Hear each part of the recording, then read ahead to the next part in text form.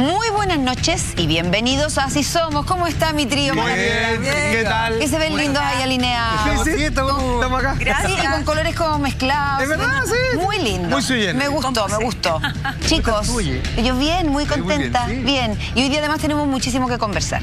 Oye, 11 de septiembre, una fecha a lo menos compleja, no solo en Chile, en todo el mundo. 46 años hace del golpe de Estado que sacó de la presidencia a Salvador Allende y dio paso a 17 años de régimen militar. La verdad es que muchas cosas pasaron en ese entonces, pero no se puede obviar la noche, el famoso toque de queda, y cómo el oficialismo igual se la arregló para tener sus lugares míticos donde esta élite militar poder compartir y además recaudar historias que hasta el día de hoy se conversan como haremos hoy día. ¿Es cierto, exactamente, no? Como tú bien dices, las dinámicas del carrete de la dictadura militar. Cuando digo la dictadura militar me refiero a aquellas personas que se sentían con cierto aura de protección, dado que eran militantes, personas que estaban abanderadísimas, digamos, con el gobierno de Pinochet y con esta toma de gobierno a la fuerza y con toda la persecución, digamos, y todos los detalles que, bueno, muchos programas el día de hoy se han hecho cargo. ¿Cuál es el tema en cuestión? Es de que si bien habían unas especies de mandamases en el país, un grupo para algunos quizás de castradores, en otros casos para algunos eran personas que vinieron a poner orden y establecieron ciertas bases sobre el cual nuestro país, pese a todos los detrimentos económicos, hoy día goza de cierta buena salud que en el extranjero se agradece. El caso es que, para bien o para mal, este gobierno, a partir de todos sus testaferros, tenían claro que la noche, con la prohibición, ¿cierto? Claro. De estar hasta cierta hora y todos tempranitos acostados y donde no se podían agrupar más de 10 personas bajo un mismo techo porque estaban conspirando. Estos gallos se dijeron cuál es nuestro templo del carrete. No había uno, no habían dos, habían más de 3 y por ahí otros tantos más, en donde la droga, el sexo, el bailoteo y el copete chorreaba como se viene la próxima semana para este 18 de septiembre. O sea, pero vivían en una fonda constante, en donde yo lo cuento con cierto toque pintoresco, pero la verdad es que así como carreteaban, también se vivían y se planificaban ciertos horrores que caracterizaron a esa época, y queremos de alguna manera revisar qué se decía, qué se hacía, quiénes participaban y demás menos cómo se carreteaba en aquel entonces con aquellos que se sentían protegidos con la cúpula de la ideología que estaba obviamente reinando en aquel momento en nuestro país. Finalmente, hay un templo, hay un lugar que se convirtió en el símbolo absoluto del mundo pinochetista a la hora de elegir dónde nos juntamos y nos vamos a dar la gorda, y como había toque de queda, como bien explicaba antes, hasta el otro día y no amanecemos ningún problema porque estamos en esa y felices, pasamos 2 días ahí encerrados, nadie nos va a decir nada. Este lugar, conocido hoy por hoy, el Confeti. Ese era el nombre que quedó para la memoria colectiva de una historia que para muchos, digamos, es una especie de pasaje, ¿cómo decirlo?, bizarro dentro de nuestra historia, y para otros claramente un lugar que se convirtió en una especie de guarida o de capilla para la corrupción y el abuso gubernamental que existía en aquel entonces. Eso te iba a preguntar, el confeti, en España el confeti es este papelito que se tira en las ocasiones. Acá creo que probablemente el nombre tiene que ver con un poco con eso, como distensión, diversión, fiesta, pero es un pub, es un bar, es un restaurante, es un antro, es un clandestino. Sígale, porque va con todas las anteriores. Toda la lista que se mandó es correcta. Yo, acá todo lo que me van a contar para mí es absolutamente nuevo. Mira, yo a esa altura con suerte había nacido, pero viví en España. Según nos han contado. ¿Fuiste, Jaime? No tenía la edad. No tenía la edad para estar. Pero el confeti tenía, la bajada era piano bar. Por ende, era un lugar donde se cantaba, o sea, donde evidentemente había show. En vivo. Me imagino que una de las artistas que estaba constantemente era Patricia Maldonado, producto de que su pareja era el dueño. Ah, no sabía. El marido de la Patricia Maldonado era el dueño de este local. El señor Jorge Pino, pareja, esposo de Patricia Maldonado, era el dueño de este lugar. Así que imagínate lo que significó en términos de favoritismo, más allá de su talento innato, para la carrera de Patricia Maldonado, que nunca le faltó espacio y jamás tuvo problema a la hora de que ella quería agarrar un micrófono y cantar sin miedo. ¿Por qué lo digo?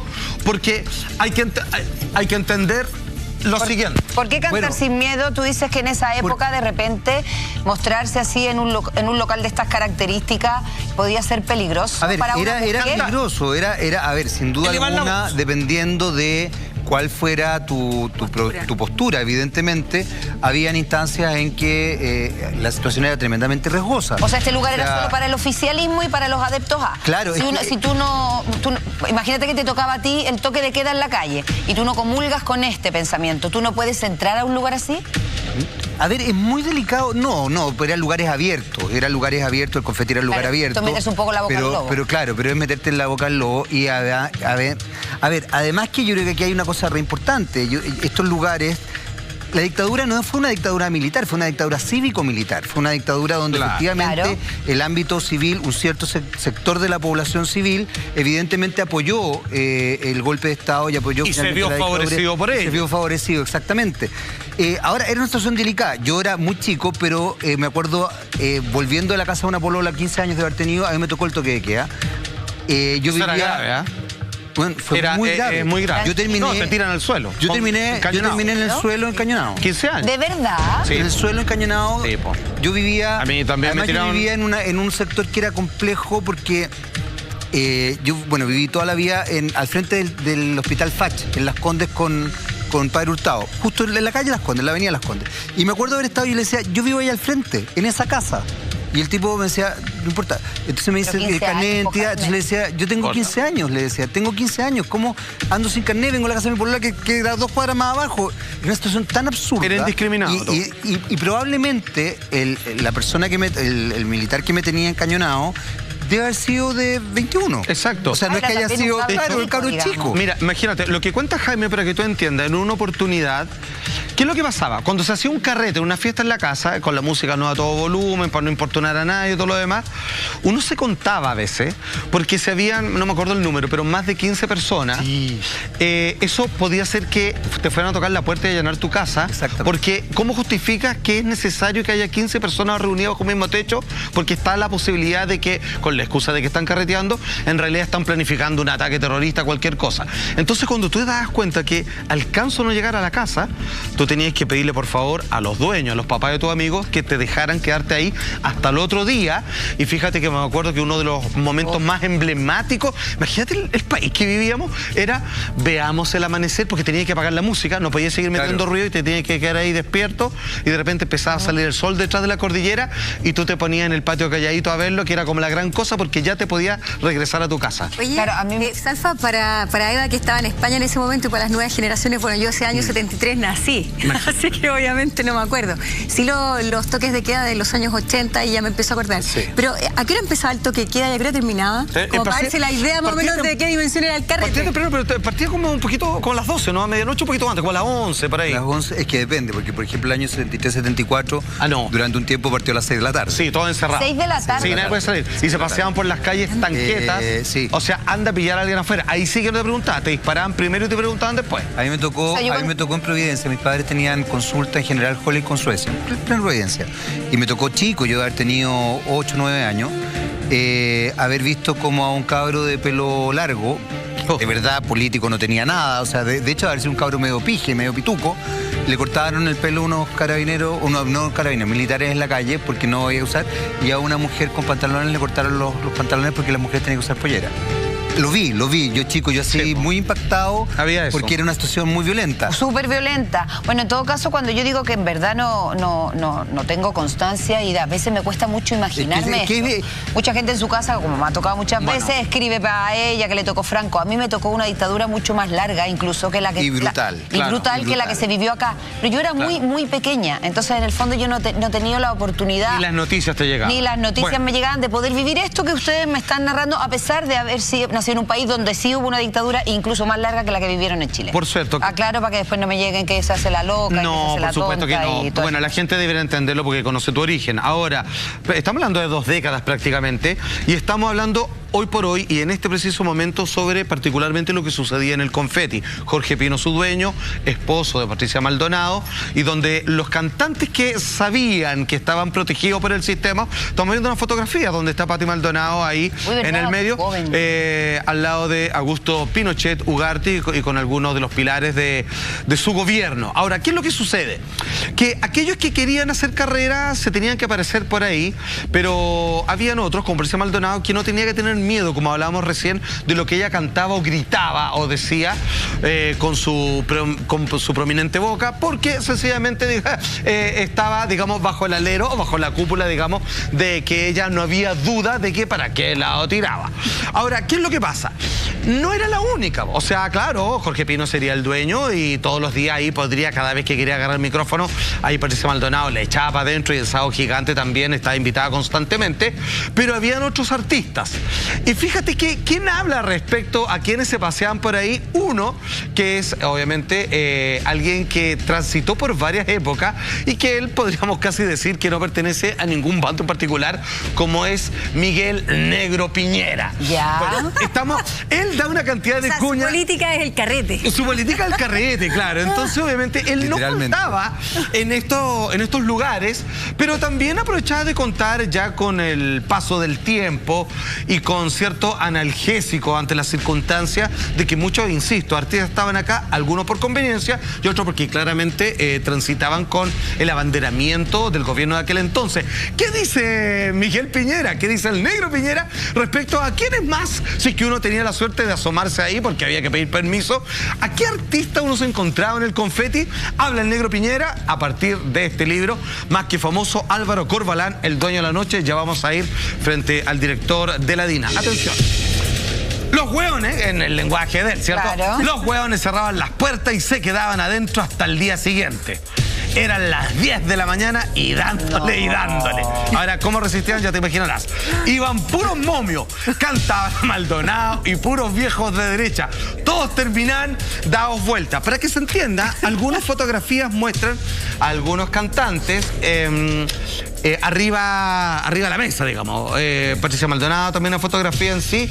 Ahora, siendo justo, entendiendo que además el papá de ella pertenecía, aparte de policía de investigaciones, la verdad es que ella, al parecer, sería muy difícil vincularla con el tema de las drogas, por ejemplo. Entonces... Ojo, yo estaba hasta arriba de la mesa hasta muy tarde y no necesariamente iba en estado etílico y muchísimo menos con consumo de droga, a lo que voy. Entonces, que también, claro, ahora, el carril, para que no hagamos una asociación. Vínculos falsos e innecesarios, claro, aunque mencionemos ciertas Ahora, personas. me parece curioso porque si hay gente que efectivamente tiene una vida normal más allá que pueda o no estar de acuerdo con el régimen militar, al día siguiente tienen sus consultas, sus trabajos. ¿Cómo lo hacía uno en general después de estar hasta las 10 de la mañana carreteando? Ellos tenían permiso para soltar. Simplemente paso la lista que está apareciendo. ¿Quiénes estaban más ahí?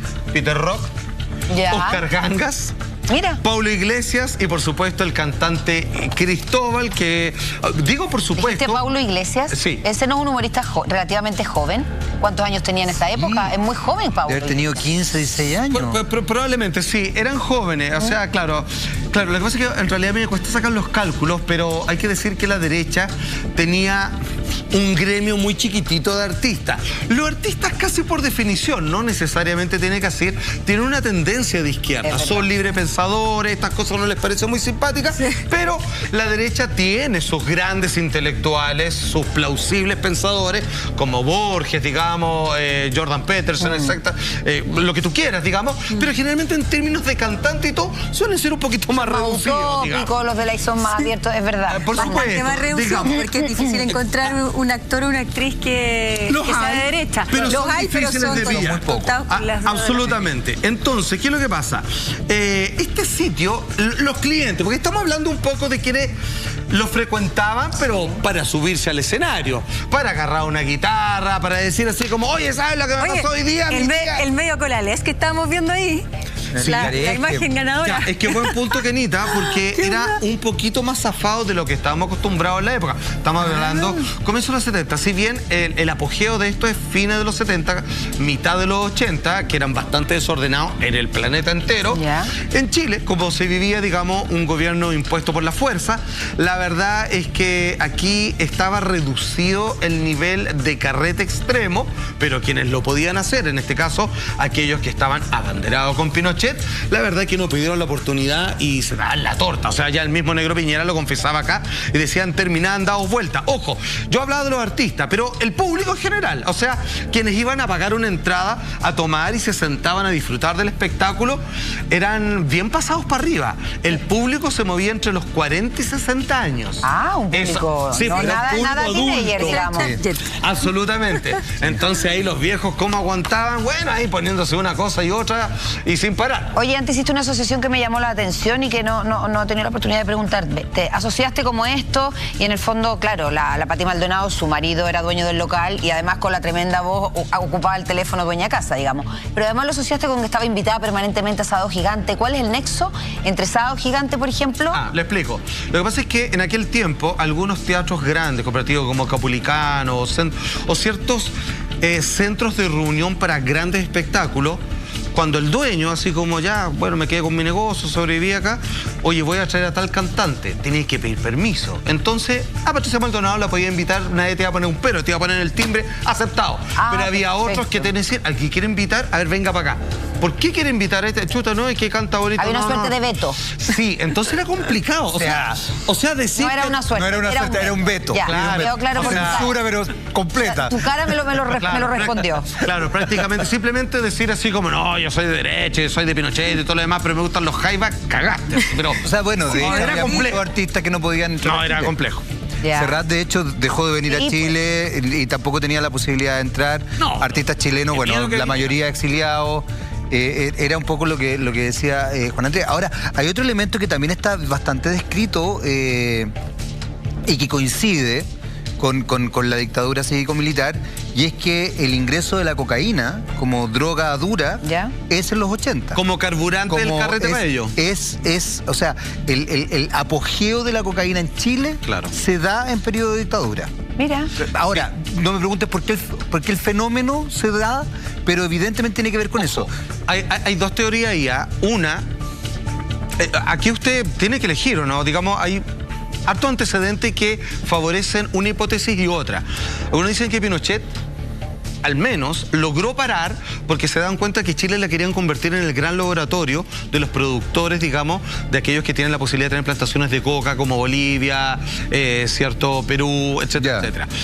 Y otros dicen que hubo una especie de permisividad respecto a los altos mandos de la jerarquía militar, que de alguna manera encontraron una buena fuente de negocio y de fuga, divertimento en esta sustancia que por lo demás en los 80 fue cuando hizo un boom. Boom, claro. O sea, digamos, esto es post la guerra de Vietnam, en los 70, donde comienza la onda disco y que nos pega justo con el cambio nosotros, digamos, de la toma militar del gobierno, y es como que había una sensación de celebración en el planeta. Se había acabado una guerra triste en el mundo y todos querían ir a la discoteca. Había una euforia. Entonces ahí apareció la cocaína muy fuerte y parece que hubo, por un lado, una especie de permiso, otros dicen que no, que era muy reacio a la droga Pinochet y que entre otras cosas, y que tenemos que ponerle algo bueno, fue que logró detener todos los tipos de laboratorios que muchos países... Se pensaban instalar acá a propósito, o sea, aprovechando esta situación. O sea, Colombia iba a estar en segundo lugar y nosotros primero en destrucción de droga. Entonces, ahí uno tiene que decidir, digamos, y hay hartos antecedentes para un lado y para otro, pero bueno, nunca lo sabremos quizás del todo. Ahora, como decíamos, está Álvaro Corbalán metido en todo esto. Director de la CNI, se aumentó, coronel al mando del ejército, y este hombre le gustaba el carrete.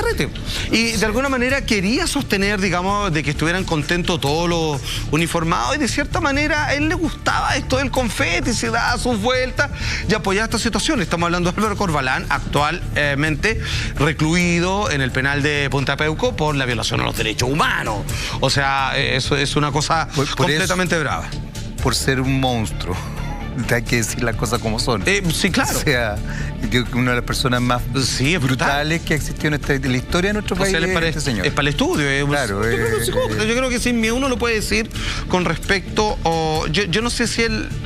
Aquí cuando uno se pregunta si alguien de su calaña nace o se hace, porque es el poder el que va corrompiendo, pero claramente él se siente dueño del mundo y que puede hacer lo que quiere. Y no solamente puede, sino que porque puede lo hace. Y claro, la palabra violación de derechos humanos a nosotros no hace mucho sentido cuando mencionamos su nombre, porque es de una brutalidad tremenda. ¿Para qué vamos a entrar en detalle? La gente lo sabe, lo que le hacían a mujeres embarazadas, lo que tenían a su hijo. Es una cosa terrible. A niños, hubo detenidos desaparecidos de 14, 15 años. Es bien sabido. Que eso pasa en ahora, hay que decirlo, eso pasa en todos los gobiernos. No, aquí no estamos teniendo una preferencia política, yo por lo menos no la tengo. O sea, claramente no la tengo. Porque le he visto todo, o sea, digamos, los chinos también, que son del otro lado, son brutales. No nos deja de llamar la atención y en eso te doy toda la razón. Cuando hemos visto historias, no solo de Álvaro Corbalán, sino además historias de asesinos en serie en otros países del mundo, de la ferocidad y el goce casi que hay en ver sufrir a otra persona, siempre nos preguntamos, ¿nacen o se hacen? Bueno, ¿cuánto tiene que ver el poder, el camino que uno elige? ¿Cuánto tiene que ver la crianza? Lo vimos la otra vez con It, con la película del... Fíjate, toda la razón. Es como un tema mucho más profundo que poner nombres y apellidos, ¿cachai? Porque el entorno también... Yo también estoy de acuerdo contigo. Algo que se va cocinando en el tiempo. Una mezcla de ambas. Naces y te haces. Ahora, importante lo que dices tú, porque fíjate que cuando hubo gente, digamos, del gobierno norteamericano que vinieron a enseñarle tortura acá, ellos les extrañó y sacaron un dicho muy heavy, dice, a nosotros nos extrañó que nos dimos cuenta que algunas de las personas que entrenamos terminaron gozando, cuando esto debería ser algo profesional nomás, lo que estaban haciendo. Estábamos hablando de Álvaro Corbalán. Pues bueno, fíjate que dentro de los dichos y del mundo de la CNI que frecuentaba estos lugares de carrete del oficialismo, se puede sorprender con las declaraciones de Luis Sangüesa, que es un ex agente del CNI, que él dice al respecto de las noches de los 80, en la época de Pinochet, en el Confeti y otros lugares similares, lo siguiente. Uno que estaba siempre ahí era Pablo Norato. Bueno, este libro pasa a lista así heavy.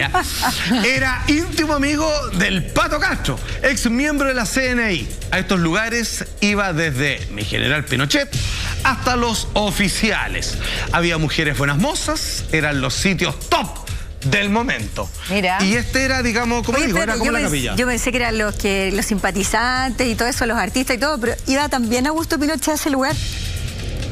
Pareciera que sí, que efectivamente él hacía acto de presencia, porque además, insisto, por lo que nos cuenta Salfate, eran todos los oficialistas y todos los que eran adeptos a este pensamiento y a esta situación. Entonces yo creo que él, como buen anfitrión, de repente pasaría, se pegaría su saludada, se tomaría su cosito. Por supuesto, claro, pues se iba a encontrar y al parecer a lo que voy, había cierto permiso porque estaban arriba de la pelota y no se tenían que portar demasiado bien frente a los ojos de Pinochet. Entonces como que había un pequeño permiso, era como relájense porque tenemos una dura pega que hacer. Ahora estamos hablando de que todos los que detentaban este local, dueños, cantantes, asidos, eran, como pudimos ver en alguna fotografía, amigos de Pinochet, cercanos, de confianza. Patricia Maldonado es comadre de Pinochet. Absolutamente. O sea, a ese nivel de cercanía, o sea, no es menor eso. Ahora, fíjate que... Ahora, perdón, aquí solamente un paréntesis. Fíjate, entre otras cosas, era tan de confianza que como regalo fue Pinochet que le hizo a Patricia Maldonado, regaló un corvo. El que lleva colgando, el de un collar. Con un corvo. Ya, hay que entender de que el corvo es un arma militar de la gente de combate, así, los que son tipo Gurkha, por así decirlo. Especial. Y es heavy porque es un arma donde a muchos chilenos de la oposición se le abrió el estómago con esa arma para matarlos de la forma más bestial. Se le abría el estómago para tirarlos al mar y se ahogaran. Y se ahogaran para que entrara el agua en las entrañas. Entonces, no es simpático, estamos hablando de cosas que son graves. Es por eso que a veces quizás ciertas generaciones se preguntan, pero ya pasó, ¿qué tanto? Lo que pasa es que, ok, pasó, estamos en otra, pero cuando portas ciertos símbolos que son delicados, no te cuesta nada, digamos, dejarlo a veces, digamos, en tu casita, porque hay gente que es descendiente, hay gente que está viva de aquel proceso. A ver, y hay gente que no se lo puede sacar en su vida. Que no ha encontrado a sus padres, a sus hermanos, a sus hijos. Claro, es doloroso. Es fuerte, la verdad es que es fuerte. Fíjate que la Eva preguntaba algo vinculado con el tema de la televisión y no es menor. A mí me tocó hacer un programa en Televisión Nacional, lo voy a decir, que se llama Expediente B, que ya pasó hace harto rato, y uno de los capítulos era de Sabor Latino. Y fue bien interesante porque Sabor Latino se constituyó, a propósito de la noche, a propósito del carrete concretamente, se constituye como una cortina de humo para evadir noticiosamente el problema de la crisis económica que se estaba viviendo en ese minuto. Y el Sabor Latino es donde aparece la famosa escena donde Maripepa Nieto canta Fumando Espero, se da vuelta y está con un colalé y con un trasero increíble. Sí. De verdad hecho a mano. Se agradece. Yo la conozco, la Maripepa Nieto, la conozco varias veces con ella. Muy atractiva ella. Hasta hoy día. Hasta hoy día, sí. ¿Y cuál era Y bueno, y Maripepa Nieto no es ni más ni menos que pareja o amante de... Entiendo que de Corbalán. Y Álvaro Corbalán no se ¿sí? equivoca, querido amigo. Sí, fue fuerte. Ahora... Entonces, ¿qué es lo que pasa? ¿Por qué quiero decir esto? Porque cuando tú preguntas lo de la televisión no es menor. La mayoría del público que iba a Sabor Latino era también la mayoría del público que iba al Confeti y probablemente a otros lugares. Esa era la farándula, se vinculaba a lo político y también a lo cívico y militar. Y se puede hacer un símil. Es muy buena tu observación. Es verdad, claro, es verdad. Imagínate, el poder del confeti es como cuando traen un artista al Festival de Viña y después se da una pasada por el casino. Y aquí se va a pasar por el confeti, que era un local, digamos, que estaba en Apoquindo. Yo ahí tengo la dirección, pero el Omnium? ahora no me acuerdo. Sí. Estaba al lado. Estaba al lado. Perfecto. Un poquito más arriba, No me al deja lado. llamar la Un poquito más arriba, Escuela Militar. Que en aquellos tiempos, más allá de que por un lado estaba esta tremenda cagada, digamos, con el tema del golpe militar, por otro, esta noche medio desvirtuada y para mi gusto un poco como eufórica de todo lo que estaba ocurriendo y desatada. Pero además se mezclan cosas que hasta hoy el día es difícil de pensar, que tú me digas que Corbalán era pareja de la Maripepa Nieto, que aparecía en Colalés mostrando el poto, me parece... como inmezclable esa... Bueno, pasaba... Que Corbalán le aplaudiera. Habían voladores de luces. Habían voladores de luces y habían cosas muy surrealistas. Pero a lo mejor se sentía orgulloso. Súper surrealista. Pero es que ¿sabéis qué? Súper surrealista. No, yo creo que el problema no. Más allá de que fuera celoso, no era la época. El problema no era de él. Fíjate que pasaba una cosa tan loca, María Eugenia, porque es que es súper interesante lo que estaba diciendo la Eva, porque fíjate que, por ejemplo, Sabor Latino fue un programa pedido específicamente para... me consta porque yo estuve ahí en la investigación, pedido concretamente para desviar la atención de la crisis económica de ese año. De hecho, el año que toda la gente se llena la boca con que el Festival de Viña trajo a José Luis Rodríguez, Julio Iglesias, José Luis Perales, Miguel Bosé, Keisen de Sunshine Band, bla, bla, bla, el 81 creo que fue, ese mismo año tuvo que ver concretamente con lo mismo que estoy contando ahora. O sea, se gastó esa plata para desviar la cortina de humo de una crisis económica brutal, para que veáis lo que pasaba. Oye, ¿cuál fue el año que dijo hay que escuchar la voz del pueblo y que quedó la embarrada? Después de fue eso, después, pero sí. fue la época de los 80, ¿o no? Fue en los 80, pero fue un poquito... Fue una cortina de humo al final. Completamente. No era una, eran millones, como decía Jaime, entre las cuales, digamos, la Virgen, digamos, ahí en Villa Alemana, también en algún momento se prestó para aquello. Tuvimos rubias fantasmas en Kennedy, avistamientos, cosas... Chupacabra. Ahora el Festival de Viña, de hecho, habían uno donde algunos años estaba arriba del escenario Camilo Sesto, Julio Iglesias, José Luis Rodríguez, era así como impagable. Totalmente. Impagable, y obviamente estaban los voladores de luces. Ahora, hay que ser claro y preciso en lo siguiente. La lista de artistas que pasaron el confeti son varios. Algunos reconocido por ellos mismos, porque aquí estoy, que es donde quiero estar, al lado de Pinochet, cantándole a él, a los uniformados y gozando de esta ideología que me representa. Ok. Y había otro que decía, chuta, o canto acá o me muero como artista porque no tengo más donde cantar, y si es que no canto acá levanto sospecha y tengo que hacer canciones que no dejen ninguna duda que yo no tengo ningún color político, por último, y nada más. Uno de ellos era el Palta Meléndez. Ya. Y en alguna manera, fíjate que él mismo, este humorista, confiesa cómo era su vínculo con el confeti y lo que tenía que hacer para mantenerse vigente hasta el día de hoy, por ejemplo. Atención. Yo era opositor a Pinochet. Obviamente no es algo que pudiese decir, o sea, eso se lo guardaba para adentro. Claro. Pero como artista no te podías negar e igual fui a actuar. Además que más de alguna vez cuando te llamaban, tú, claro, por supuesto, voy a la hora que quieras. Porque estaba iniciándome y quería mostrarme, siempre con humor político, pero eso me trajo finalmente problemas. Claro, porque a veces estaba calculando hasta dónde se podía pasar, pues, y a veces se pasaba y algunos comenzaban, obviamente, digamos, a mirarlo con ojos así como... Lo que pasa es que aquí, Eva, si tú te equivocabas, te ponían en listas, y tú cuando estabas en las listas podías hacer estas cosas y otras no. Y esto era como un limbo, está ahí con una lista negra donde fregaste y escóndete porque si te pillan te matan, y hay otra que es como, estáis vetado, no existe, pero ni tanto, mira, pero si te vaya a cantar a un pueblo perdido no sé dónde, ya, ok, dale. O sea, en el fondo no existes y eso te hace perder, en caso de ser un artista, artísticamente. te hace perder toda tu carrera así. Claro. No, y además que el Palta Meléndez, una de sus grandes imitaciones era justamente Pinochet. Pero eso fue ya después en democracia. ¿Me ibas a decir algo? No, querida, te iba a decir que se naturalizó tanto que hasta el día de hoy existen listas en distintas áreas.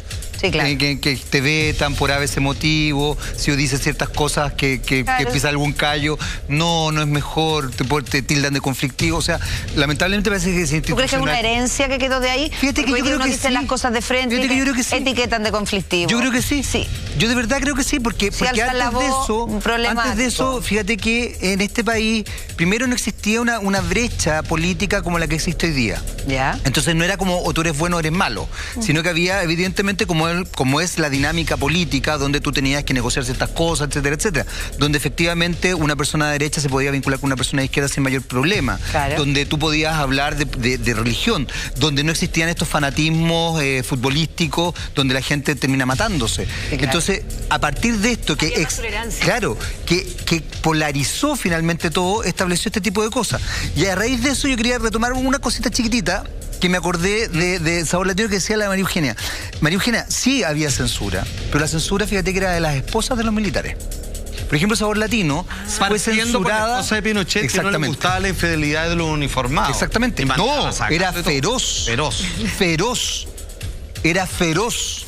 Feroz. Lucía Iriar de Pinochet. A ver, profundiza en eso, por favor. Diría, Lucía Iriar de Pinochet se metía en la vida privada de los uniformados, como muy bien dice Juan Andrés Alfate, constantemente. Está descrito, hay un libro precioso, bien dramático, pero me refiero precioso, muy bien investigado, de Lale Matu, que justamente describe todo este tipo de cosas. Ella se metía en ese tipo de cosas. Ella fue el poder detrás del trono, pero con todas las de la ley. ¿En serio? Pero absolutamente ella era el poder fáctico. Además que ella era la cuica, por así decirlo. ¿Ya? Entonces generaba una instancia, ella representaba muchas cosas. Mira, nunca lo habría imaginado, porque además no me imagino a Augusto Pinochet siendo un hombre que llega a la cama y le diga en la noche: oye, Lucía, o sea, que tengo un problema, ¿qué hago con esto? Y le dice: mira, mi amor, yo creo que hay que hacer esto, lo otro. O sea, te lo juro por Dios, que no me lo puedo llegar a imaginar. Ella dominaba absolutamente el tema. O sea, en el fondo el poder fáctico se llamaba Lucía Pinochet. Exactamente. Bueno, estoy aprendiendo cuestiones. Sí, de todo lo que estamos hablando, tú preguntas quién sobrevivió, digamos, como parte de esa historia y que no está detenida ni mucho menos. Bueno, ahí están las tallas, los memes respecto a la señora. Nos falta Alfredo aquí. Ahora, ¿qué es lo que pasa? Mal, de verdad. A ustedes les quedó claro que los carretes eran bravos. Había droga, había alcohol, había mujer y cuánta cosa más. Pues bien, estaban tan arriba de la pelota que, por ejemplo, para que ustedes sepan, para pasar el bajón de hambre y como que no tenían ninguna gana de ir a dormir, se iban toda a la Casa de Cena, que hasta el día de hoy funciona y que es un restaurante que es clásico, que es lo más democrático que hay porque acepta de todo. Acepta como gente de la noche, a como ir a comer en familia, si te da hambre a las 4:30 de la mañana y no hay ningún problema. Ok. ¿Qué es lo que pasa? Cuando comienza a haber un tránsito y cambio en el espectro nocturno de nuestro país, aparece un café que yo agradezco y que visité varias veces, digamos, y que me ayudó mucho, siendo yo muy chico, a mi congregación cultural, porque no siempre tenía la edad de ver ciertas películas, de tener acceso a cierta literatura, y aquí era todo más muy libre, como era el Café del Cerro. El Café del Cerro, ahí emplazado en el barrio de Bellavista, tú podías escuchar artistas de la oposición. De izquierda, de frentón y con letras valientes, como, por ejemplo, bueno, Niti Mani todavía no está en ese momento porque no podía volver, pero estaba Congreso, Sol y Lluvia, Santiago del Nuevo Extremo, Oscar Andrade. Entonces tú ibas así como medio, así como con tu ponchito, así como sentado y como siempre mirando para la puerta. Por si acaso. Claro, y era como una media folclórica y cantaban, y ahí estaban canciones como... Puta, así como... Claro. O sea, así como, ojo, la vida también pasa en las poblaciones. Contestataria a cagar, así como... Donde los prisioneros parecen canciones para bailarlas nomás al lado de los himnos de esta gente. Perfecto. Entonces, como estaba el permiso, había un pequeño afloje respecto a la oportunidad de que la oposición, mientras no hiciera desmanes, se pudiese manifestar artísticamente. Eso te iba a decir, porque llamó la atención que permitieran, por ejemplo, un local así, donde la gente contestataria al sistema pudiera expresarse. Sí, es que había un sistema bullante, que estamos hablando de cosas terribles, de que uno de los grandes artistas, cantautores de todos los tiempos como Víctor Jara, claro, él lo asesinaron, po. O sea, por cantar lo que cantaba. ¿Pensé que le estaban poniendo paños fríos a todo esto? Mira, porque lo que pasa con estos espacios controlados de desorden. Es que habían voces disidentes, ya la gente ya hacía cacerolazo, no es que estaban todos felices y de acuerdo con esto. Entonces, le ponían estos tubos de escape como el Café del Cerro, no sé si alguna vez tuviste la oportunidad de ir, pero se agradecía. Absolutamente. Eran reductos culturales. Pero eran espacios, yo creo que está muy bien lo que plantea Eva, eran espacios muy controlados. El Café del Cerro de alguna manera revestía cierto oficialismo en el sentido que era bastante más conocido. Había lugares bastante más under, el Trole, por ejemplo, era bastante más under. También estaba Matucana, que no quedaba en Matucana 100, sino que era como una especie de garage, que también era mucho. Después estaba el Taller 666, que daba películas y todo el cuento. La Casa de la Constitución. Estaba la Casa de la Constitución. Estaba, efectivamente, bueno, y había institutos muy formales que no podían meterse, que generaban ciertas dinámicas culturales, como el Goethe Institut, un instituto chileno-alemán, que daba películas y todo el cuento. O sea, frente al Parque Forestal. Pero que finalmente... El Instituto Francés de Cultura, claro, también. Que no podían, ahí no podían meterse. O sea, estos autorizados en el fondo lo que era darles un poco de libertad dentro de la restricción. Porque había muchas voces de alza al reclamo. Porque ya se estaba notando un descontento. Claro, yo te diría que era mediados de los 80 ya. Pero tú tienes toda la razón. Para que, ¿cómo los tenían cortitos? Por ejemplo, sin hacerles nada, y ya, y canten la canción que quieran. Un día, en un recital donde estaba, creo, Congreso y Sol y Lluvia juntos, imagínate, así como... Así era como... Power. Así, bueno, además. Salieron todos, cantantes, dueños del local y público asistente, y todos los autos de la cuadra, todos, tenían todas las ruedas pinchadas. Fue un... cuidadito. Fue un, ok, denle, pero sabemos quiénes son, quiénes están. No, se la jodí. O sea, manténganse en este margen. No hagan esto en otro lado, y todo lo demás. Ya, entonces, ¿qué es lo que pasa? Empezó a agarrar tanto vuelo el Café del Cerro, se llenaba, o sea, había gente afuera que guitarreaba con su pipeño y poniendo y llorando con la oreja en la muralla. Está todo bonito, romántico, como uno de los pocos reductos que habían, más los mencionados por Jaime. Entonces Álvaro Corbalán, que le gustaba poquito el huevo, dijo así como, oye, ¿sabéis que esto creció demasiado? Y tienen buenos cantantes, buenos artistas, y nosotros sí que nos estamos repitiendo con los mismos. Voy a hacer mi peña folclórica. Entonces quiso también él tener su reducto de música cultural criolla, y ahí es donde nace la Casa del Canto en Los Leones con Providencia. Mira qué casualidad es lo que se convirtió. Esa yo no la tenía en mi registro. Esa no la tenía en mi registro. Fíjate que esa no la tenía en mi registro. Es que esa estaba muy promocionada, pegaban harto afiche, y la verdad es que la Casa del Canto, digamos, fue uno de los aciertos para compensar o para generar un equilibrio de parte de la derecha extrema, contra derechos humanos, respecto a tener un espacio cultural de cantantes, humoristas, todo lo que tú quieras, pero para hacerle la pelea al Café del Cerro. Luis Sangüesa, ex CNI, también opina al respecto. ¿Cómo era la Casa del Canto? Por ejemplo, sí. Entrabas por un portón que daba un camino de adoquines y llegaba a una casa interior que estaba habilitada, con mesas redondas y un escenario.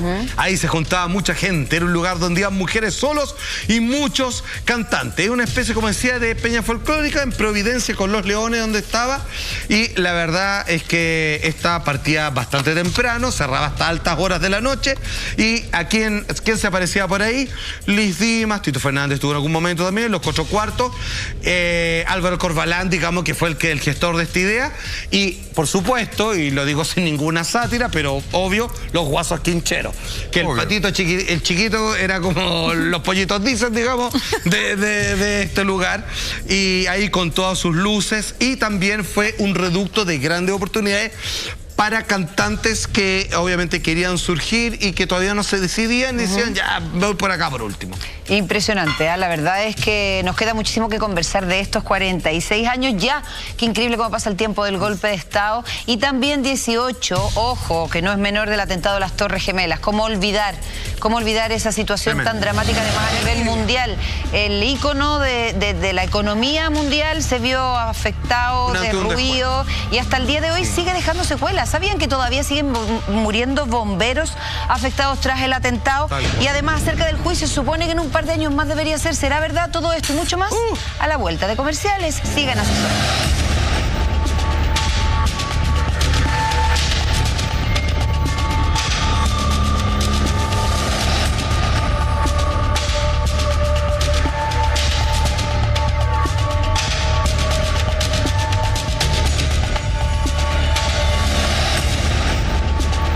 comunicado que sacó de la presidencia Salvador Allende, todavía tenemos muchísimas cosas que conversar, sobre todo de la parte más anecdótica, diría yo, que es en el fondo cómo el oficialista aprovechó este toque de queda, el oficialismo aprovechó este toque de queda junto con los adeptos al golpe militar para, no sé cómo decirlo, hacer un... Desbandarse nomás. Desbandarse, hacer una suerte como de un submundo mítico en torno a la política, claro, en torno al espectáculo, porque se mezclan mundos muy dispares. Qué buen punto estáis dando, Eva, porque yo creo que se consolida una forma cultural que se sostiene hasta el día de hoy.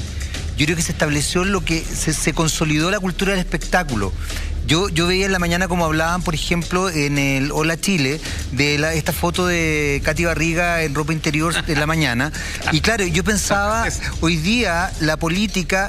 A ver, a mí me da risa cuando la gente dice la farándula murió. Es que todo es farándula. Sí. Y lo que tú acabas de decir es muy cierto, porque finalmente aquí se consolida esa idea de la política farandulera, de farandulizar la sociedad. Porque fíjate que en Chile se abre el Regín, por ejemplo. El Regín, que era como una especie de club muy elitista, europeo, no sé qué cosa. ¿Qué tiene que hacer el Regín en Chile? Finalmente se quema. Ya. Después había una cuestión que se llamaba la Disco Hollywood. Que no necesariamente... La Disco Hollywood trae para la inauguración a... O sea, una Miss Universo, Maritza Sayalero, creo que era una venezolana, Lucía Méndez, o sea, de verdad abre con esa cuestión. Después quiebra, porque era nada, era un bluff. A ver, la televisión, cuando la gente dice la televisión de los 80... Obvio, había toque de queda. ¿Qué es lo que iba a ver? Televisión. O sea, ¿cómo sostener? Entonces se genera una situación cultural que la gente hoy día no es capaz de ver de manera así. Y tú lo dijiste hace un rato, era confeti. Finalmente era mucha chaya, por así decirlo. Mucho brillo, mucha cuestión. Ese era el juego que había. Perfecto, me queda clarísimo. Puro efecto estético, por así decirlo. Claro. Absolutamente, puro ruido, poca ruido, esa es la verdad. Y fíjate que Jorge Eduardo, cantante, que de alguna manera intentó catapultar su carrera a propósito de la Casa del Canto, la contraparte que Álvaro Corbalán hace respecto al Café del Cerro, nos cuenta cómo pasaba, cuál era la dinámica de ir a tocar en un lado o al otro en aquel momento. Mira. Todos los artistas ganaron la plata que quisieron en ese periodo. Los oficialistas, obviamente, de lo que estamos hablando, porque existían muchos festivales y eventos, ya que el gobierno entregaba mucho dinero para ese tipo de cosas, que es lo que venimos explicando acá desde el comienzo de este programa, que había que tapar, digamos, cualquier horror con un poquito, digamos, de alegría, de luces, baile, y en este caso todo lo demás. Ahora, era impresionante. Como el cabaret surge... Ah, por supuesto. La película incluso tiene toda la Segunda Guerra Mundial. Me tocó actuar en ese musical, sí, y efectivamente surge en torno a un desastre. A una guerra que en el fondo la única forma que hay como de tener calentita la guata y otras partes es yendo al cabaret. Por supuestamente. Y teniendo sexo y tomando y estando hasta tarde un poco. Ahora, estos boom como de festividad un poco medio inventados, son como medio apariciones, tienen que ver con lo que la gente está viviendo en paralelo. Por eso estar en relación a evadir el dolor. Absolutamente, pero fíjate que es muy loco, porque a raíz de lo que hablábamos hace un rato, con el golpe, con la dictadura, por ejemplo, se cierra la mayoría de los espectáculos revisteriles. Muere el Bim Bam Boom, muere el humoresque, muere el picaresque. En su forma obvia, pero sigue siendo por debajo. De otra forma mucho más sutil. Y que si tú te fijáis, va consolidando una forma de ser de los chilenos, que para mi gusto es muy penca, que es el doble estándar. Que es... No se hace pública, pero el servicio privado. Claro. ¿Cachai? Ahora, hasta ahora hemos tocado ciertos temas relativamente, insisto, simpáticos, lado B, pintorescos de la situación, ¿cierto? Lo que tiene que ver con el carrete, con los excesos en realidad. Pero habían otros que cuando después se destaparon, cuando se dieron a la luz, eran gravísimos, porque aquí se mezclaba el contento, el disfrute, con exalzar las prácticas inhumanas que se llevaban en aquel entonces. ¿Cómo? Hay un restaurante que también tenía una serie de características de espectáculos conocido como El Rodicio, muy famoso. ¿De carne o no? En la época, sí, por ejemplo, todo lo demás, que estaba emplazado en el barrio de Bellavista, también ahí en la calle Dominica. ¿Qué es lo que pasa? Entre sus juegos de luces, sus micrófonos, parlantes, digamos, su agradable ambiente, hay que decirlo, de mesas que uno podía utilizarlo para cenar o sencillamente para juntarse, digamos, y discutir de negocio, Ahí van los agentes de la CNI, personas, digamos, que trabajaron en la DINA, y además de hablar de la farándula, porque no podía escuchar eso, del espectáculo mediático que rodeaba nuestro país, también mostraban material reservado y conversaban respecto a las torturas que ellos habían hecho en la mañana de ese día o el día anterior. Se hablaba respecto a los operativos secretos y a cómo utilizaba qué sistema uno u otro en la eliminación de personas, de familias enteras o búsqueda de individuos que después terminarían siendo detenidos desaparecidos. ¿Cómo se sabe esto? ¿Cómo se llega a conocer este detalle? Por que confesiones y porque posteriormente, digamos, los propios mozos dueños del local, digamos, calladitos ahí, tenían que escuchar todas estas cosas y le echaban la talla y tú decías, ya tú no digas nada. De hecho, hay lugares hasta el día de hoy donde ciertos secretismos de negocio y todo se llevan a cabo y uno cuando va los escucha y uno dice, wow, aquí más o menos te das cuenta cómo funcionan ciertos engranajes del país. Y en este caso era bravo, porque si por un lado uno estaba mostrando una foto de Maripepa Nieto, otro estaba mostrando de cómo había degollado a una persona, digamos, hace algunas cuantas horas. ¿Qué es lo que se habla María Eugenia Camus? Por supuesto que también hace una referencia a aquello. Dice lo siguiente. Se juntaban a comentar las cosas horrorosas de su trabajo, filmaban los asesinatos y los mostraban ahí. Esto era pan de todos los días, mucho whisky, copete y droga. Vale decir, están mezclados todos los excesos, pero esta vez, a diferencia de lo anterior, tenemos que agregarle un nuevo elemento que es ufanarse de esta violación de derechos humanos a partir de material que puede ser fotográfico o simplemente verbal, relatando los horrores que acaban de cometer, como te digo, hace algunas horas antes o el día o la semana anterior. Oye, ¿y no es con ningún fin estratégico? No. No es con un fin de decir, pucha, quizá... Es discutir tu trabajo. Es decir, hoy no sé lo que me pasó en la pega ayer. Bueno, y decían eso, solo que su pega era... digamos, y además que están en una posición de poder que, digamos, si alguien lo escuchaba no era problema. O sea, no, claro, tú que lo escuchaba empezaba a temblar él por haber escuchado lo que no debía. Exactamente. Si era parte de tu trabajo y era torturar a alguien, quitarle la vida, claro, uno se debería avergonzar de eso, pero como que estarlo mostrando en un restaurante es ¿sabéis como lo que pasa, María Eugenia? Claro, y es interesante lo que acabamos de ver de la cita de la cheña de la María Eugenia Camus, porque en definitiva hay una cosa que llama mucho la atención cuando uno lee ciertos libros, ciertos informes, y es que a ciertos personajes, a ciertos torturadores chilenos, se les despertó un goce con esto, que es bien brutal. No hay ningún sentido de culpa. Y lo peor de todo es que se ha establecido, y tú lo escuchas hasta el día de hoy, que a mí eso me sorprende mucho, que hay gente que dice, bueno, algo habrán hecho. No puedo. Y pues, hasta el día de hoy. Y uno dice, perdón, ¿pensar distinto es algo habrán hecho? Sí, no. Buscar algo habrán hecho. Pues te digo, va más allá del tema ideológico, va en una cosa que es como una construcción psicológica muy perversa, que a mí, fíjate que lo que más me inquieta es que tú lo has visto varios, claro, que estableció... Fue una epidemia en algún momento. Para mi gusto estableció una forma de ser y de funcionar en este país que yo creo que es lo que uno tiene que hoy día tratar de erradicar. Lo bueno de eso es que si bien había una tendencia, no todo el mundo, o sea, meterlos a todos... No, obvio que no. Pero fíjate que yo quizá puedo ser más ingenua, pero me da la sensación que si bien con el pasar del tiempo y uno mira para atrás y a lo mejor esta intervención que terminó siendo una cosa, o sea, que empezó siendo una cosa y terminó en otra, fue casi que para mucha gente una necesidad de país en ese entonces, yo no creo que haya nadie hoy día que mire para atrás y se dé cuenta de que la forma fue bestial, fue perversa en muchos casos y fue la errada. Quizá no el acto en sí mismo, quizá no la toma... Entiendo perfectamente quizá no el golpe de Estado, quizá era hasta lo que se necesitaba como transición para algo mejor. Lo que acompañó esta ideología. Creo que la ideología y la brutalidad que acompañó a esto es donde yo hoy día, por eso digo de ingenua, quiero creer que no hay nadie que pueda mirar atrás y decir, hicimos lo que teníamos que hacer, matamos como teníamos que matar y me parece fantástico todo lo que hicimos. Quiero creer que no. Exacto, lo hablamos nosotros, digamos, en la primera pausa comercial y cuando hoy día dijimos varias cosas que para muchos pueden ser polémicas y más allá de que no estemos de acuerdo con un lado u otro de la política, lo que sí todos nos alineamos es de que nadie puede estar de acuerdo con lo que se hizo y con la forma, digamos, en donde se torturó y se asesinó a cuantas personas. Por mucho que lo considere enemigo, que crea que está en guerra, hubo cosas que sobrepasaron la brutalidad. Y por cierto, defendiendo ideologías, y nos vamos a otro lado, pasó también por ideologías y por una defensa tonta de pensamientos distintos, el atentado de hace 18 años de las Torres Gemelas, tal como hoy día un 11 de septiembre.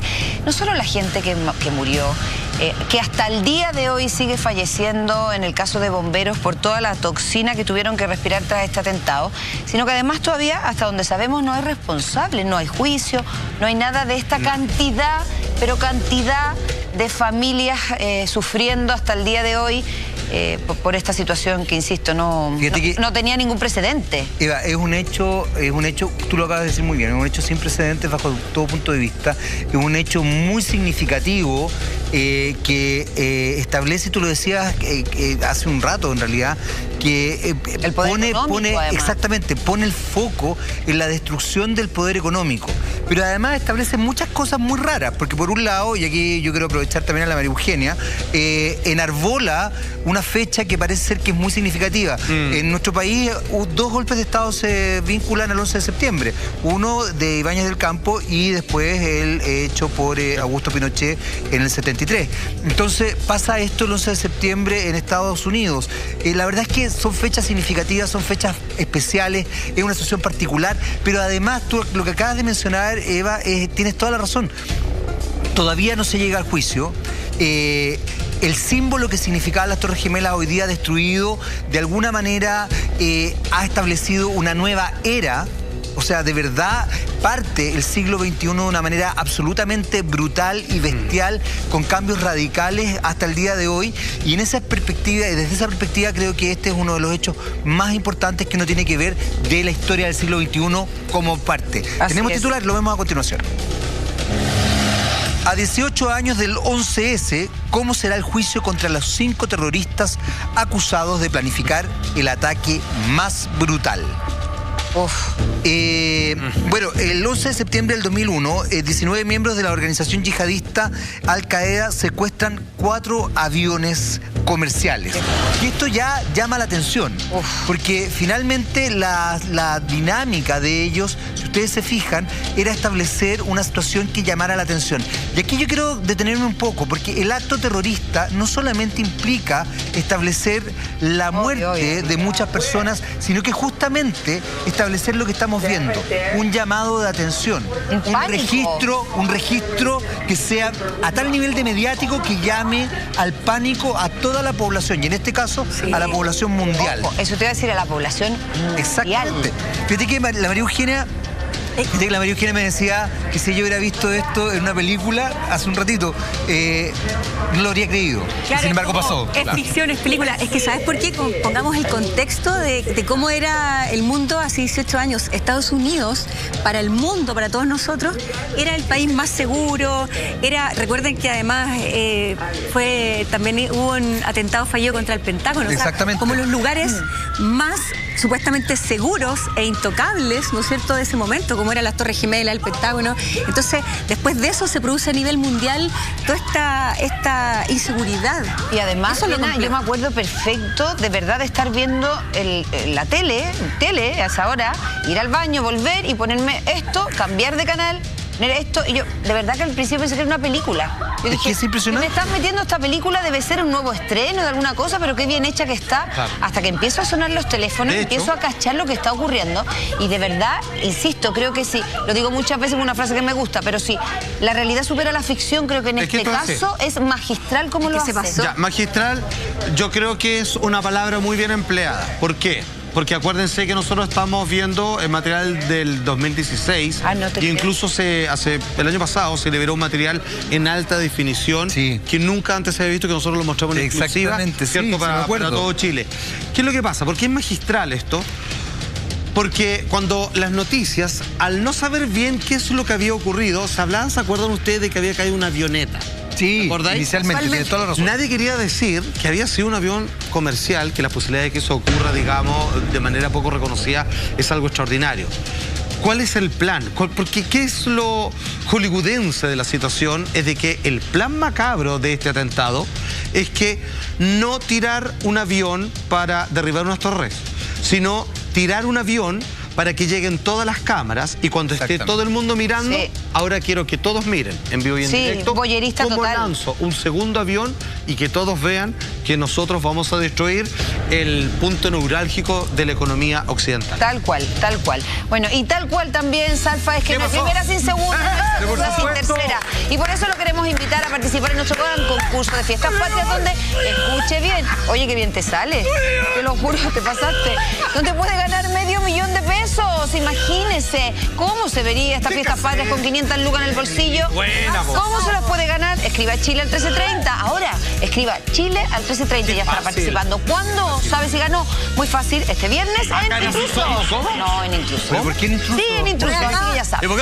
¿Y dónde está Alfredo? En Intruso. En Intruso. Me pareció muy bueno el punto que le dijiste a la Kena sobre el 11 de septiembre, que si bien es una fecha que ya hemos visto ha sido bastante accidentada y se repite como maldita. Sí. Después también te voy a pedir que analices solo el 11, porque también quiero destacar que el 11M, el 11 de marzo, 4 trenes en España, en las cercanías de Madrid, también por un comando yihadista, estallaron terminando con la vida de más de 200 personas, y para qué decir la cantidad de heridos. Entonces a lo mejor por junto el 11 con septiembre, claro, o el 11 solo, que también es un número que se ha visto. Las Torres Gemelas ya parecen un número 11 en sí mismo. Es verdad. Así es. De hecho, mira, si tú del 11, ¿no es cierto?, lo sumas y lo dejas en un dígito, queda 2. Ok. Y el 9... Si sumas ese 2 del 11 más el 9, te vuelve a dar otro 11. Vuelve a dar 11, es como un círculo. Y a eso además se le agrega el año y uno ve qué energía estaba. Pero tomando solo el día 11 de septiembre, efectivamente hay dos números muy poderosos y muy complejos. ¿Por qué? Porque el 11 es un número que habla cuando son en periodos personales, o en este caso en días, o en sumas, ¿no es cierto? Se analiza como, y se llama, es como el cambio de conciencia con dolor. ¿Ya? Es un número fuerte. Y si se combina con 9, que es el equivalente a septiembre, que habla en la numerología de los planetas con Marte, que se asocia a la guerra, imagínense la combinación. Ah, claro. O sea, es un término de ciclo estrepitoso. Exactamente. O sea, violento, la guerra, cambio de conciencia con dolor. Eso además, si tú lo calculas con el 2001, aparece otro número que habla de la noche oscura del alma. ¿Ya? Y si a eso lo dejamos una vez más en un dígito, quedan 5. Si ustedes suman toda la fecha completa, quedan 5. Que la numerología pitagórica se relaciona con el pentagrama. Cuando el pentagrama, porque al lado de este 9 y 11, que son números que se leen de forma violenta, con guerra, con cambio de conciencia, con dolor y todo eso, este pentagrama se invierte. Y cuando ustedes, si se fijan y pueden googlear, o los que ya conocen estos temas, exactamente, ¿por qué lo ocupan los grupos satánicos este pentagrama invertido? Porque significa el caos, significa el desorden, significa todas estas cosas negativas, violencia, agresión. Para que la gente cache, el pentagrama que dice María Eugenia es la estrella. De 5 puntas. Es la estrella de 5 puntas, para que tengan claro. Eso es un pentagrama. Entonces, si el pentagrama está con la punta hacia arriba, representa al hombre, entiendo, ¿no? Es como más... Claro, hay algunas numerologías que exactamente. Como el hombre vivo. Pero si usted lo da vuelta y queda con 2 puntas hacia arriba, es como los cachos de un macho cabrío, las orejas, y la punta de abajo sería como la barba. Exactamente. Que sería la visión del diablo, por ahí la energía se invierte totalmente. Así que es poderosa, ¿no es cierto?, la energía que se da en este día, y no es casualidad de que el golpe de Estado acá haya sido la misma fecha, de que en Cataluña todo esto que se asocia a la guerra sea el mismo 11 de septiembre, y así tantos casos más que podemos ver y analizar. Mientras que te escucho no puedo dejar, la verdad no me he podido despegar de las imágenes tan terribles, desoladoras, y todavía no hay ningún culpable, Salfate. Uno las vuelve a ver. Es que eso es lo más increíble, porque hay que entender de que, y esto siendo muy responsable,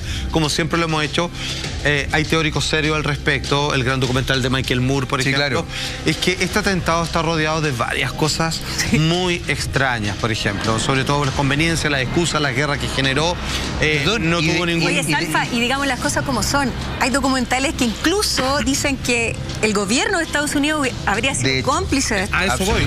Así de fuerte. Solo para coronar lo que tú estás diciendo, Kenita, que nosotros lo venimos diciendo desde su fecha de inicio de este atentado, hace un mes, finalmente estamos en fechas de término de investigación. Imagínate todo lo que se han demorado en dar sus balances completos las instituciones que estuvieron a cargo de esto, del rescate y todo. Y lo entregó Bomberos. Esto fue hace un mes. Exactamente. Y su declaración, su balance final, recién ahora, es aquí tienen que hacer un llamado a las autoridades porque las torres, dice el Cuerpo de Bomberos de Nueva York, de Manhattan, no se cayeron producto de los aviones, habían bombas puestas antes con permiso de gente del sistema de seguridad. No te puedo así creer. que eso lo tienen que investigar. Si tú Hubo explosiones controladas. Perdón. Ese fue evaluación final de bomberos. Y es muy loco. O sea, Porque los además, aviones son puros voladores de luz. Perdón, hemos visto, yo no sé si dentro de las imágenes, porque hemos estado conversando acá muy concentrados, pero las imágenes de la caída de las torres, fíjense, ahí las estamos viendo, son caídas absolutamente controladas, son verticales, muy verticales. son implosiones. Eso es muy llamativo. Y eso llama mucho la atención, porque si hubiera caído, mira, fíjate ahora, porque aquí queda clarísimo cómo caen hacia abajo. Y uno ha visto estas imágenes otras veces cuando hacen demoliciones controladas, donde no se caen para el lado, se caen y se desploman. Súper vertical. Ya. Ahora, ojo, para que la gente no se olvide, al caer así, estos edificios no le pegaron a ningún otro edificio. Pero durante este atentado se cayeron 3 edificios. 2, los que estás viendo, Torre Gemela, y uno que está a 3 cuadras, que es donde están las oficinas de la CIA, que era donde dice cuando planearon todo. ¡Se cayó a pito de nada! Pero a 3 cuadras, está a 3 cuadras, no se cayó nada alrededor. Cualquiera que ha ido puede verlo de acá en la imagen. Está lleno de edificios. Al caerse así, nada al lado fue tocado. Es más, si tú vas hoy día pero ¿cómo tan pelotudos de poner que se caiga un edificio a 3 cuadras más? No les importa, de eso se trata. Porque ahí nadie va a investigar y entonces tú puedes proteger todas las cosas que tenían que ver con esto. Y lo otro, porque me están choqueando, si efectivamente fueran bombas dispuestas en la base del edificio y en diferentes puntos como estrategias para que caiga así, ¿quién asegura que esas mismas bombas no la puso personal? Por supuesto. No personal americano, sino de los mismos, en el fondo, golpistas. No, porque inteligencia sí está preparado por el otro edificio que se cayó y porque son nanotermitas que para colocarlas tienes que tener el permiso de todo el sistema de guardias para que digan póngala acá. Vamos a hacer, entonces tiene que ser con la venia de... No es un acto terrorista. Y no lo hacen un fin de semana, lo tienes que hacer durante varias semanas y luego de ahí tenerlo como unas bajo la manga. No sé, es heavy. Es brutal. O sea, que golpea, pero yo... Todo esto ha establecido también, si bien se generan muchas dudas respecto a quiénes fueron los culpables de esto, y como bien decía María Eugenia, en algunas existe la posibilidad de que haya sido el mismo gobierno de Estados Unidos. Sin embargo, esto recae fundamentalmente en una persona que es abatida el 2 de mayo por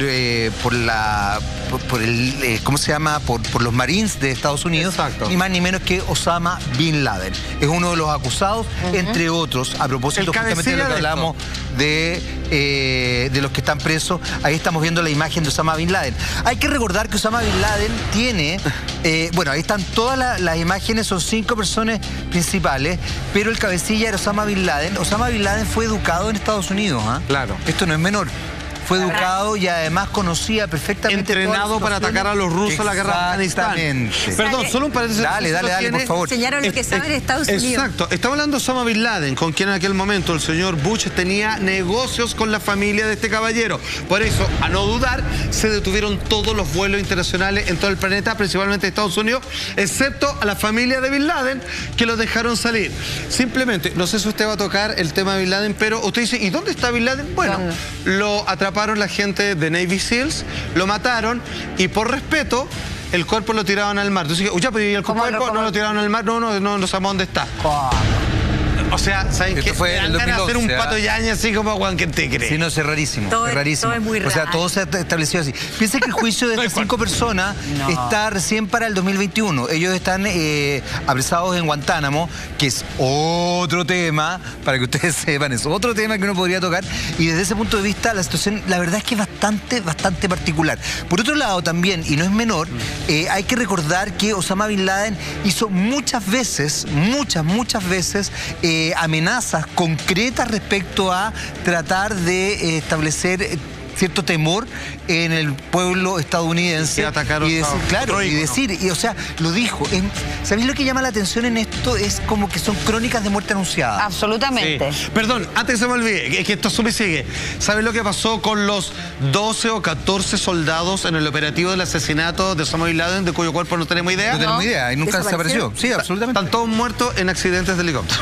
No. Sí, creo que sobrevivió uno. ¿Me estás hablando en serio? Que parezca un accidente. No es broma. O sea, se murieron todos. No hay testigos. Es que se dan no hay cuenta cuerpo ni los responsables de haber hecho ese cuerpo de haber asesinado. O sea, es que esto es muy mafioso, es demasiado mafioso. No, demasiado.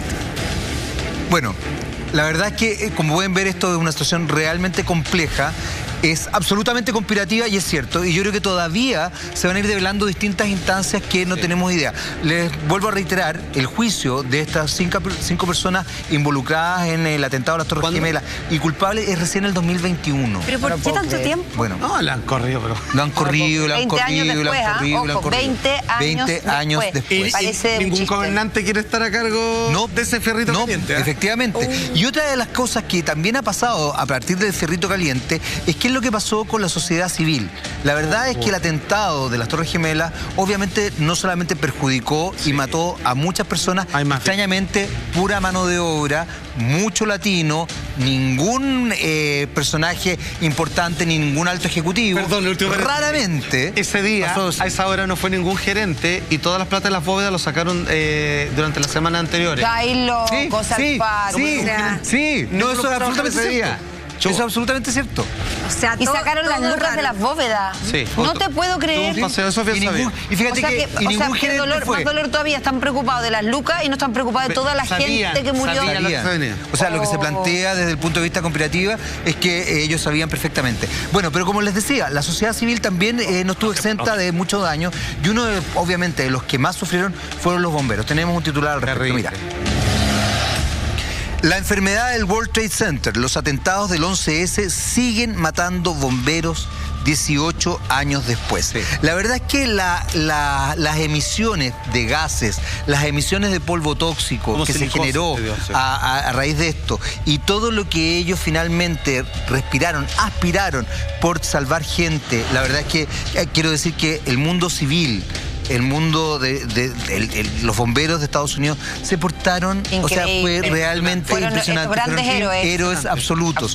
Y desde ese punto de vista, uno lamenta profundamente que 18 años después, gente que de verdad dio su vida y ha hecho un trabajo tan loable como ellos, estén hasta el día de hoy sufriendo todo el tema, todo el cuento. Piensen que trabajaban en esa nube.